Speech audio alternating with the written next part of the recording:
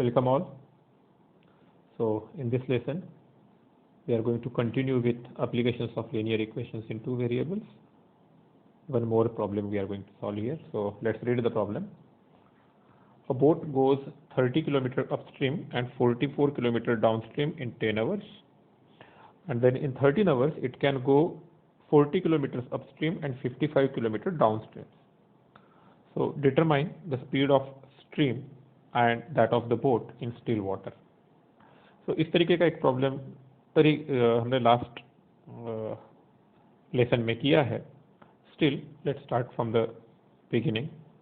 तो पहले ये देखते हैं कि हमें क्या क्या फाइंड आउट करना है, और वही चीज़ें ज़रूरी भी रहेगी हमारे लिए. तो determine the speed of the stream and that of the water boat in the still water. So let x be speed of stream. अब यहाँ पर किलोमीटर और आवर्स में है, तो obviously we can denote the units also. So x kilometer per hour be speed of the stream and y kilometer per hour the speed of boat in still water. जब पानी रुका हुआ है तब still water. अब हमें मालूम है कि जब बोट पानी जिस डायरेक्शन में बह रहा है उसी डायरेक्शन में अगर बोट निकलती है, करेक्ट, तो बोट एक्चुअल में कितने स्पीड से भागेगी with respect to let's say bank, जो किनारे पर कोई चीज़ है उसके विथ रिस्पेक्ट टू वो कितने स्पीड से भागेगी, that will be x plus Y. So upstream में sorry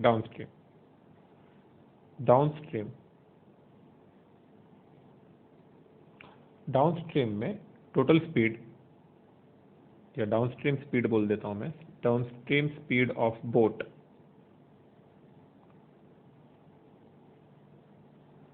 is equal to speed of current plus speed of boat in still water.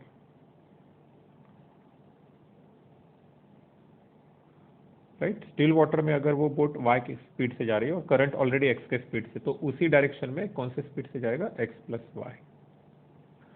So downstream speed जो है वो हो गई x plus y kilometer per hour. अब upstream speed,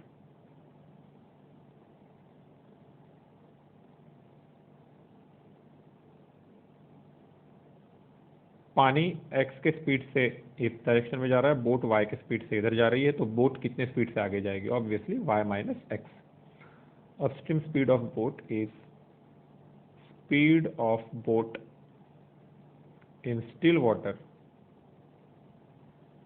minus speed of current, and that is equal to y minus x kilometer per hour. अब इस चीज़ के बाद थोड़ा सा यहाँ पर देखते हैं कि हमें टोटल क्या क्या दिया है, टाइम दिया है. यानी 30 किलोमीटर अपस्ट्रीम गई बोट और 44 किलोमीटर डाउनस्ट्रीम गई और उसको 10 आवर्स लगे. अब स्पीड, डिस्टेंस और टाइम, उसके बीच में क्या रिलेशनशिप है. So we know speed is equal to distance upon time. So time is equal to what, obviously time will be equal to distance upon speed. Correct. तो एक बार देखते हैं 30 किलोमीटर अपस्ट्रीम जाने के लिए कितना टाइम लगेगा. Time to travel 30 kilometer upstream is equal to कितना डिस्टेंस है, 30 किलोमीटर, और अपस्ट्रीम की स्पीड कितनी है, y minus x. I hope you got it, right? अब और क्या है, 44 kilometer downstream, time to travel 44 kilometer downstream is equal to कितना हो गया 44 अपॉन, देखो हम लोग डिस्टेंस अपॉन स्पीड, तो स्पीड क्या है डाउनस्ट्रीम की x प्लस वाई। ओके, अब देखो पहले स्टेटमेंट के हिसाब से 30 किलोमीटर डाउनस्ट्रीम का टाइम एंड 44 किलोमीटर अपस्ट्रीम का टाइम, इसका टोटल 10 आवर्स है। मतलब ये टाइम प्लस ये टाइम यानी 10 आवर्स। तो इक्वेशन क्या बना 30 upon y minus x plus 44 upon x plus y is equal to 10 hours. ये बना हमारा पहला इक्वेशन। अब सिमिलरली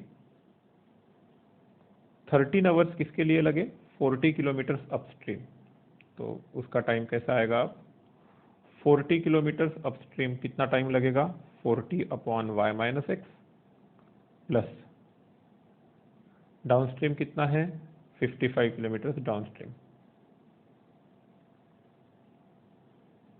ध्यान में रखना जो डिस्टेंस है उसी के स्पीड से डिवाइड होगा, तो इसको टोटल टाइम लगा 13। Our second equation. मैंने अब सेकंड इक्वेशन को थोड़ा शॉर्ट में कर लिया, लेकिन सेम सिमिलर है तो आप भी कर पाओगे।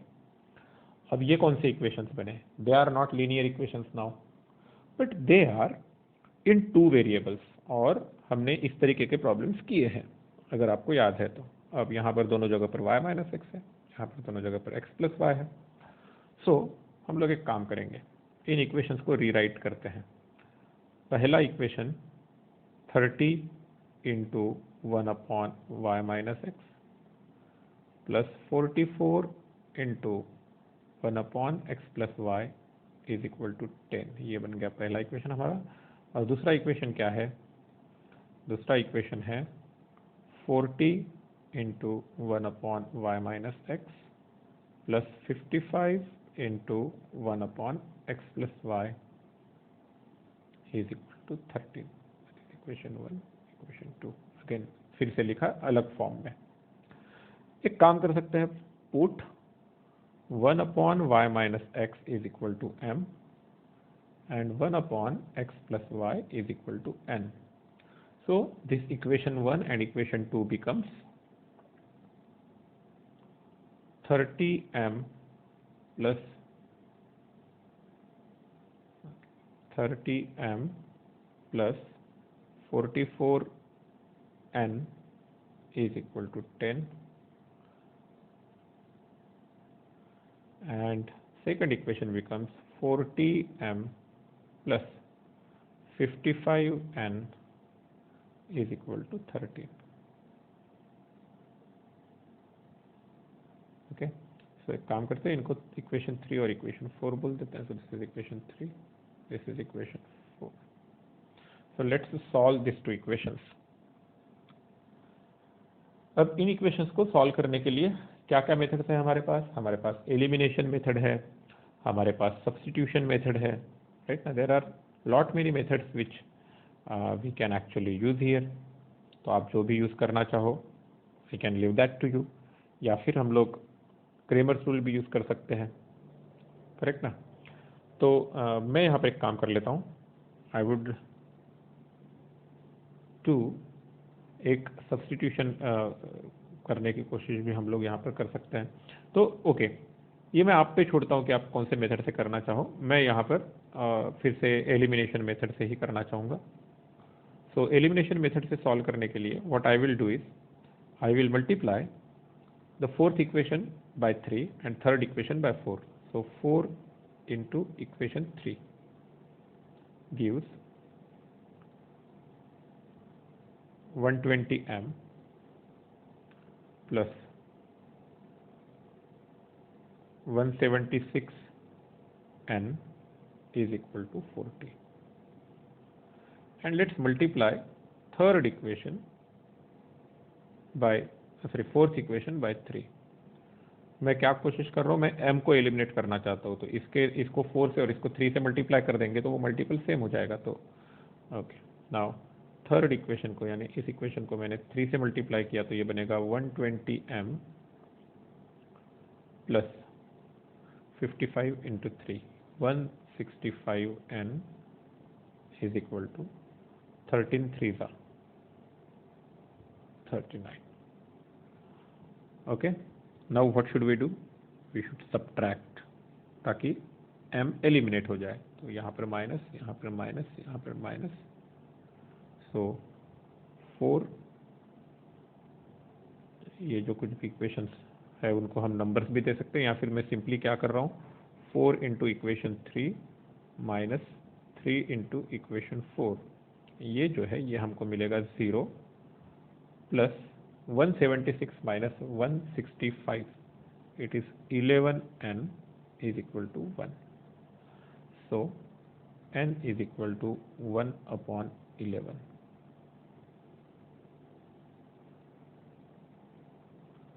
Now what is m from it? So put in equation 3, यानी इसमें पुट करेंगे. So 30m plus 44 into 1 by 11, n का वैल्यू इज इक्वल टू 10. तो हमें मिला 30m plus 44 by 11, that is 4, is equal to 10. So 30m is equal to 10 minus 4, that is 6. So m is equal to 6 by 30. So m is equal to 1 by 5. सो हमारे पास अब m और n के values आ चुके हैं. लेकिन अब m और n क्या है? m है 1 upon y minus x.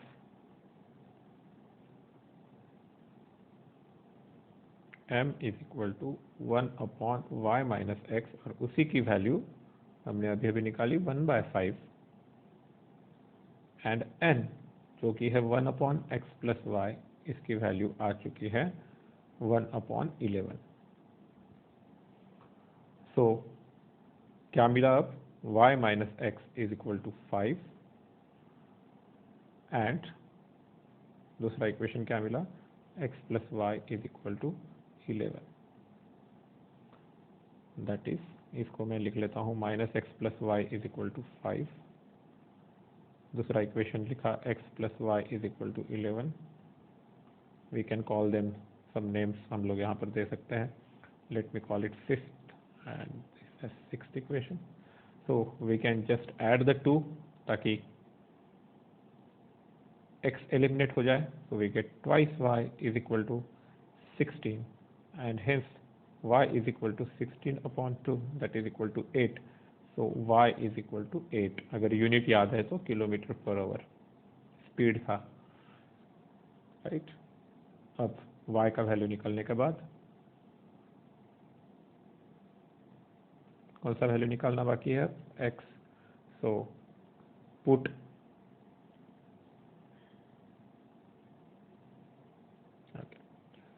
so what I can do, put in 1, sorry, put in 5. Suppose if I do it, or I will put in 6. So x plus 8 is equal to 11. So x is equal to 11 minus 8, that is 3 kilometer per hour. Okay. So भूलने से अच्छा what we can do is, हमें याद कर लेना चाहिए कि x और y क्या है. x की वैल्यू अभी 3 किलोमीटर पर आवर और y का वैल्यू 8 किलोमीटर पर आवर आ चुका है. लेकिन हमने इनिशियली क्या लिखा था? x क्या है? Speed of stream, and y क्या है? Speed of boat in still water. Hence speed of stream is 3 kilometer per hour and speed of boat in still water is 8 kilometer per hour. So that is the solution. I hope you understood this. I want you to try one more problem. It is very similar. Just try to build the equations step by step and you will get the answer. So all the best. Thank you.